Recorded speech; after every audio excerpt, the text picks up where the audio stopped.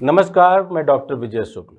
दिल्ली और एनसीआर की हवा इन दिनों जहरीली है, पर उससे भी ज़्यादा जहरीला वह ढांचा है जो हर साल प्रदूषण के नाम पर आदेश जारी करता है, फाइलें चलाता है, साइटें बंद कराता है और अंत में मार गरीब मजदूर पर डाल देता है। सुप्रीम कोर्ट ने साफ कहा है कि ग्रैब के तहत निर्माण रोक देने से जिस मजदूर की रोजी रोटी छिन गई, उसे सरकार गुजारा भत्ता देगी। यह आदेश दिल्ली, हरियाणा, पंजाब और राजस्थान चारों सरकारों पर लागू होता है, क्योंकि इन राज्यों में ग्रैब 3 लागू है और हवा का स्तर सीवियर से भी ऊपर पहुंच चुका है। अदालत ने यह भी आदेश दिया कि मजदूरों की संख्या का सटीक डेटा जुटाकर उन्हें राहत दी जाए, पर असल तस्वीर यह है कि सरकारों के पास मजदूरों की पूरी गिनती ही नहीं है। दिल्ली में 10 से 11 लाख मजदूर प्रभावित हुए, हरियाणा में 6 से 7 लाख, पंजाब में 3-4 लाख और राजस्थान में 2 लाख तक। यह एक अंदाजा है।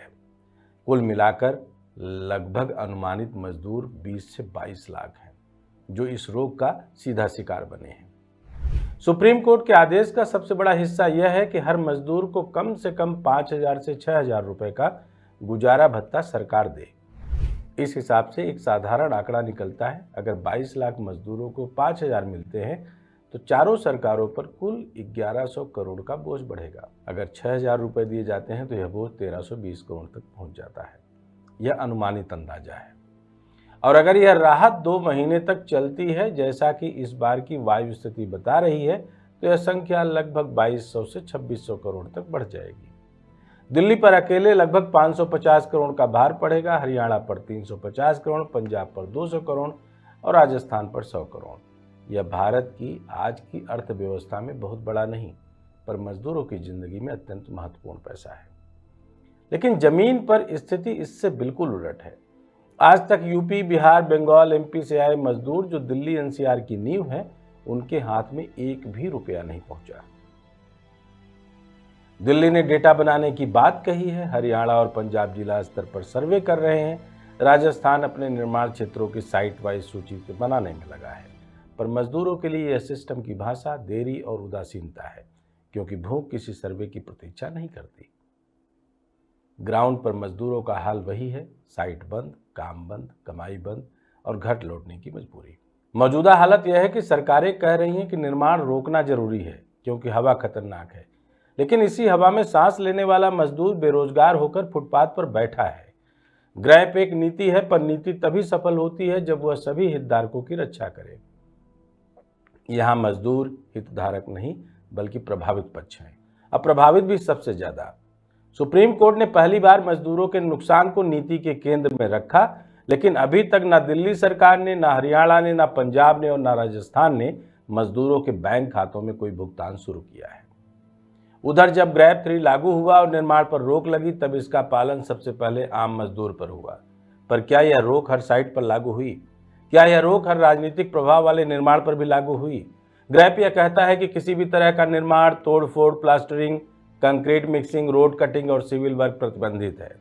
पर एनसीआर की राजनीति में ग्रैब सिर्फ उन्हीं पर लागू होता है जिनकी आवाज कमजोर है, जिनके पीछे कोई नेता, कोई पार्षद या कोई सत्ता का संरक्षण नहीं है। एनजीटी के आदेश साफ कहते हैं कि जब एक्यूआई 400 के पार चला जाए तो निर्माण गतिविधियां पूरी तरह रोकी जाए।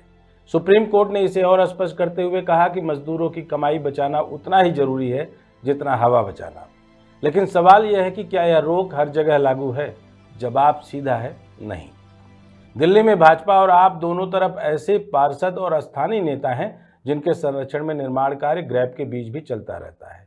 फरीदाबाद, गुरुग्राम, नजफगढ़, बवाना, अलवर, भरतपुर, सोहना रोड, बादरपुर, पटेल नगर, करावल नगर, रोहिणी में कई साइटें ऐसी हैं जहां रात के समय काम रुका ही नहीं। और तो और जंगपुरा विधानसभा में भी लगभग यही पोजीशन। बड़े बिल्डरों की साइटों पर न सिर्फ मजदूर काम करते दिखे, बल्कि कई जगहों पर तो स्थानीय पुलिस मुखदर्शन बनी रहती है। कई जगह भाजपा के पार्षद, विधायक और मंडल स्तर के नेताओं का संरक्षण साफ दिखाई देता है। वे ठेकेदारों से कहते हैं रात में चलाओ, कोई दिक्कत नहीं होगी। इनका तर्क सरल होता है, जब तक कोई शिकायत न करे काम चलता रहे। यही वजह है कि ग्रैब जनता के लिए रोक है, पर सत्ता के लिए लचीलापन। अदालत कहती है कि निर्माण पर रोक होनी चाहिए। एनजीटी कहता है कि जब तक हवा साफ न हो, काम न हो। पर नेताओं और पार्षदों की राजनीति के बीच कई निर्माण साइटें रात में गुलजार रहती हैं। यह सवाल अब जनता पूछ रही है कि अगर ग्रैप ऐसे ही टूटता रहा, अगर राजनीतिक संरक्षण में निर्माण चलता रहा, अगर बड़े बिल्डरों के लिए नियम ढीले और गरीब मजदूर के लिए सख्त रहे, तो फिर ग्रैप लागू करने का फायदा है किसे? हवा भी साफ नहीं होती, मजदूर भी बेरोजगार हो जाता है और निर्माण माफिया भी अपने मन से खेलता है। इससे ना प्रदूषण कम होता है, ना मजदूर की जेब बढ़ती है, ना नीति का सम्मान होता है। फायदा सिर्फ उन लोगों का होता है जिनके पास सिस्टम को मोड़ने की ताकत होती है। और अब कई सौ यानी 1000 करोड़ में यह लूट का आंकड़ा उन सब के लिए एक तिलिस्मी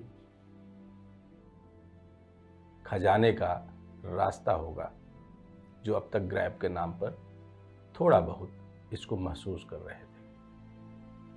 दिल्ली में कई झुग्गी इलाकों के मजदूर बताते हैं कि जिन साइटों पर छोटे ठेकेदार काम चलाते थे उन्हें एकदम से बंद कर दिया गया, लेकिन जिन साइटों पर बड़े बिल्डरों का असर है वहां काम रात के अंधेरे में जारी रहा।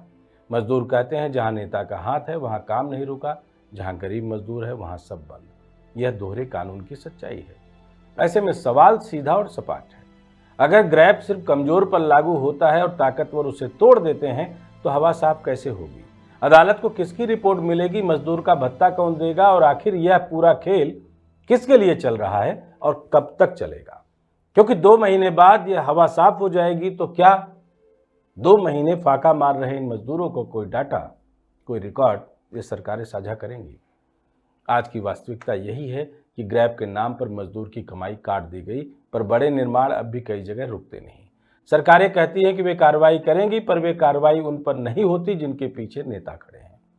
इस दोहरे रवैये से ना प्रदूषण रुकेगा, ना मजदूर सुरक्षित होगा, ना नीति सफल होगी। ग्रैप तब तक अर्थहीन है जब तक लागू करने वाले ही इसे अपनी सुविधा के अनुसार चलाते रहेंगे। कुल मिलाकर अदालत ने मजदूर को केंद्र में रखा है, लेकिन राजनीति और प्रशासन अभी भी हवा से ज्यादा फाइलों में उलझा है। मजदूर को भत्ता भी चाहिए, न्याय भी और बराबरी भी। ग्रैप तभी सफल होगा जब रोक सब पर बराबर लागू हो और राहत भी सबको बराबर मिले।